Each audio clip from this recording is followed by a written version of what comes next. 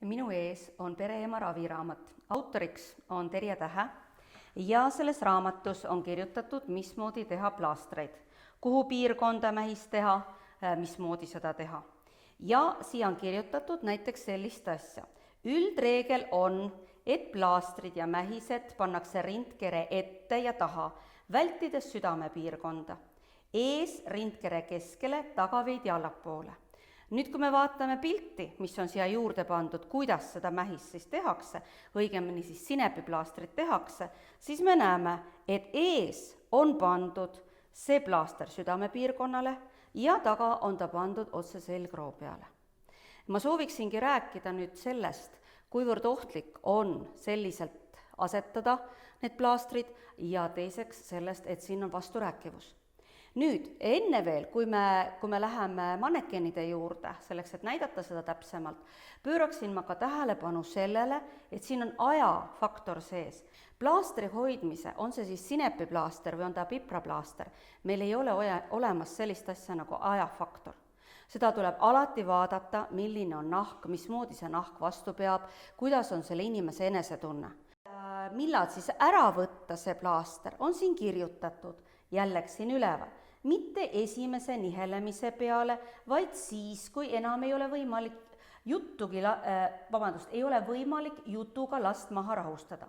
Tähelepanu mujale juhtida.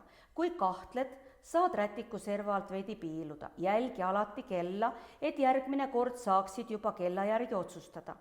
Peale äravõtmist peaks nahk kergelt punetama. Kui roosakat jälge pole, sai liiga vähe. Kui nahk on veinipunane, sai liiga palju.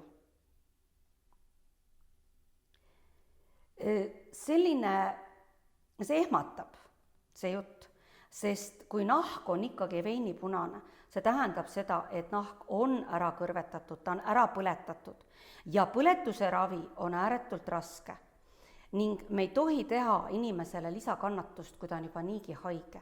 See on täiesti lubamatu. Siin ma näitaksin nüüd ära selle, miks pärast ei tohi panna ühtegi sinepiplaastritega pipraplaastrit selgroo peale. Kui me vaatame siit seda selga, ta on küll natukene nüüd skoliootiline siit ja natukene niisugune nagu paigast ära, aga ta päris terve meil ei ole, selles mõttes, et ta on lihtsalt haige meil, see skelett siin, aga me saame ikkagi näha, mis siin toimub. Tähendab, selgroog on siin, jookseb, hakkab ülevalt peale ja ta jookseb alla välja sabalukondi otsa. Ja siin sees on meil seljaaju. Seljaaju on täpselt samasugune aju, nagu on meil siin ka üleval aju. Ja mitte kunagi te ei pane ühtegi plaastrit siia kolju peale. Miks pärast te peaksite panema siis plaastri selgroo peale, seljaaju peale? Kusjuures, kui me räägime veel koljust, siis kolju siin sees olev aju on kaitstud selle luise osaga, siis siit on näha, mismoodi tegelikult see aju on täiesti ilma kaitseta meil seljas. Ja siia tulevad küll lihas peale, lihaskošeti osa tuleb peale, aga luist kaitset meil ei ole. Nii et kui nüüd hästi jälgida, hästi vaadata, on näha seda alumiiniumist niisugust toru siin, see on see koht, kus kohas jookseb seljaaju. Ja sellele lisaks seljaajust tulevad välja ka närvid. Kahelt poolt siit tulevad välja närvid, nii siit kui sealt. Mitte mingil juhul ei tohi ühtegi soojendavat sellist kuumutavat asja panna siia selja peale ja selliseid protseduuri läbi viia. Kui me teeme sinepiplaastri, kui me teeme pipraplaastri, siis need plaastrid pannakse kahele poole, nii et ta tuleb ühele poole siia ja teisele poole. Nii et selgroog jääb puutumata ja teine osa on siia külgede peale, nende roiete peale. Aga roiete peale tuleb ka vaadata, et ei satuks kaendlaauku, sest kaendlaaugus olevad lümfisõlmed, me ei tohi neid samuti kuumutada.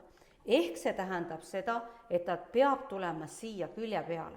Nüüd, kui me räägime esimesest osast siit, siis mis oli pildi peal oli näha, et kas siia ette oli pandud plaaster, siis siin all on süda ja siia mitte kunagi ei pane mingisugust soojendavat sellist ärritavat plaastrit, nagu on see sinepiplaaster, nagu on see pipraplaaster. nüüd selleks, et see pilt oleks veel paremini selge, lähme me Julia juurde ja vaatame, mismoodi see Julia juures näeks välja. Tähendab, siin on hea näha selles mõttes, et siin tuleb see südamekoht, rinnakoht tuleb siia, rinnakukoht, sternumi koht tuleb siia ette. Siia ei pane. Külgede peal me panna ei saa, sest siin on rinnad, siin on rinnanäärmed all ja ka väiksel lapsel on seal siiski näärmed olemas. Nii, siin on teine osa, mis on siin väga hea näidata, on see, et kaenlaauk, siia tuleb suur lümfisõlmede kogumik, siia samuti panna ei tohi. Nii, ja kui me vaatame selja tagant, siin on selgrojoon ja see jagab kaheks, eks ole, 2,5 meil. Nii, ja nüüd on kohe näha, et me saame plaastri panna ainult kas siis siia või siis siia külgedele. Mitte kunagi ei pane kõrgemale, mitte kunagi ei pane siia peale ja mitte kunagi ei pane siia peale. See on reegel.